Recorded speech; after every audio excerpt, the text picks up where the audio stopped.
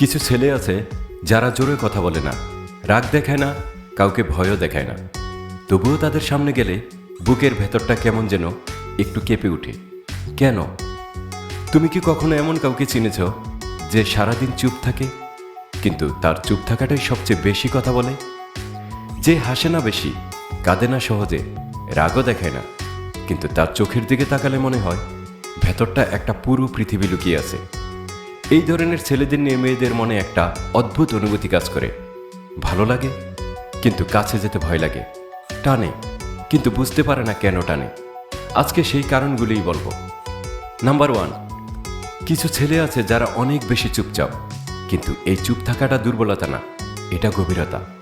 মেয়েরা এই গভীরতাটা পড়তে পারে না, আর যা পড়া যায় না তাকে মানুষ অস্বাভাবিকভাবেই একটু ভয় পায়। অনেকটা সমুদ্রের মতো, উপরটা শান্ত, কিন্তু নিচে কি আছে কেউ জানে না। নাম্বার 2, এই ছেলেগুলো সব কিছু দেখে, সব কিছু বুঝে, কিন্তু মুখে কিছু বলে না।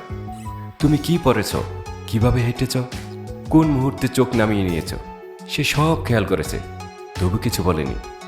এই নীরব পর্যবেক্ষণটাই অনেক মেয়ের কাছে অস্বস্তির কারণ হয়ে দাঁড়ায়। মনে হয় সে কি আমার ভেতরটাও দেখে ফেলেছে। নাম্বার 3, আবেগ প্রকাশ না করা ছেলেদের মনের ভেতরটা একটা বন্ধ বাক্সের মতো। সে কি ভাবছে, কষ্ট পাচ্ছে কিনা, খুশি না অখুশি, বোঝার কোনো উপায় নেই। আর এই না বোঝার অনুভূতিটা মানুষকে ভেতর থেকে অস্থির করে দেয়, কারণ মানুষ সেটাকেই ভয় পায় যেটা সে নিয়ন্ত্রণ করতে পারে না।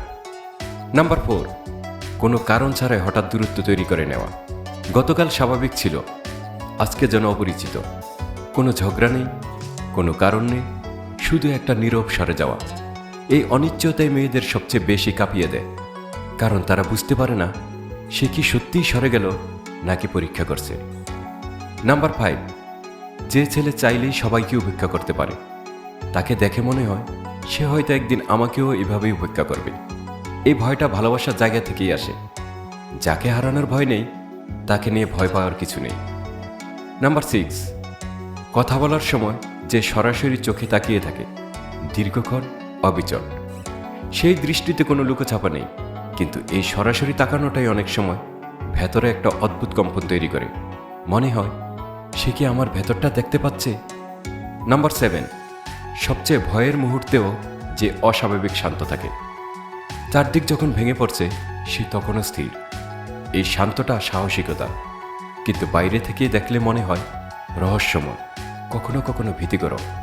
কারণ সাধারণ মানুষ ভাঙে, সে ভাঙে না, আর যে ভাঙে না তাকে বোঝা সহজ না। এই ছেলেগুলো কিন্তু খারাপ না, বরং এরাই অনেক সময় সবচেয়ে গভীরভাবে ভালোবাসে, শুধু সেটা বলতে পারে না। আর যেই কথা বলে না, তাকে বোঝার জন্য একটু বেশি সময় লাগে, একটু বেশি ধৈর্য লাগে, একটু বেশি সাহস লাগে। তুমি কি সেই সাহসটা রাখো? কমেন্টে জানাও। এমন কাউকে কি তুমি চেনো, নাকি তুমি নিজেই এমন?